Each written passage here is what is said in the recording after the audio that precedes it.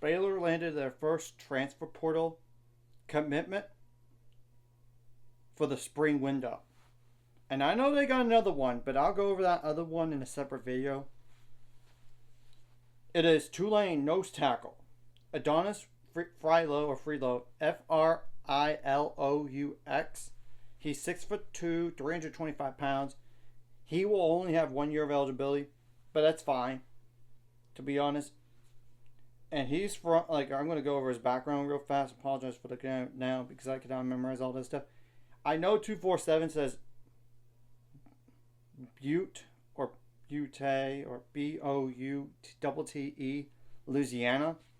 Or I know ESPN says Alma High School, Texas, Louisiana. He did play at Hahnville High School.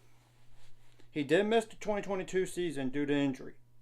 So, just going to make that note up front right now. He did miss that.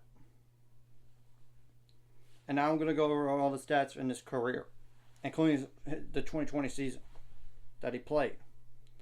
So, in 14 games this past year, he had 13 tackles, 7 solo, 2 tackles for loss, 2 tackles for loss, 1 sack, 1 interception, believe it or not, and 1 pass breakup.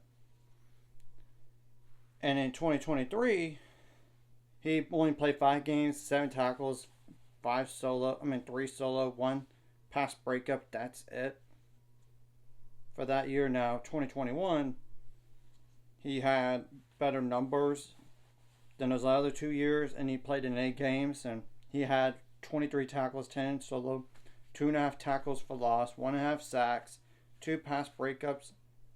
That is it. While 2020,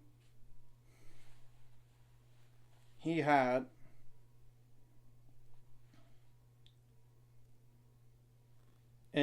he played in 10 games and he had 19 tackles, 11 solo, 3.5 tackles for loss, 2.5 sacks, and 1 quarterback hurry. Obviously, Dave Aranda did mention this in the press conference that they're going to look at another nose guard. Now they got one. I don't think they're going to get necessarily another one. If anything, they might get another one that's younger. But then again, you got Salma Pepe from Texas A&M. He's got more years left on his eligibility, and he missed some of the spring due to injury. So hopefully he gets healthier, but you got to have a backup plan, especially after when you lost Brendan Bett to the transfer portal and all this. And he did say cornerback, which that's the next commitment I'm going to go over in the next video here. He did say wide receiver, which I've noticed the wide receiver offers. It just hasn't worked out yet. They don't necessarily need like a wide receiver 1 or wide receiver 2. It's probably like a 3 or 4 type, if anything. And you don't want to overspend to spend like on a number 1 wide receiver. That's the thing.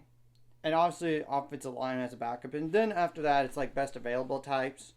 So, we're going to have to wait and see what happens from here. So anyways, if you like this content, hit the like and subscribe button. See you guys later on the road to 800 subscribers. Of course, ultimate goal is 1,000 or more. So my mind this course like video, comment video really helps YouTube algorithm.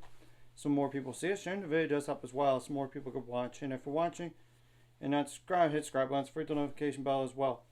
And he did have a 70.1 overall defensive grade according to PFF. And same thing goes up on PFF, 66.9 against the run and 67.5 against the pass.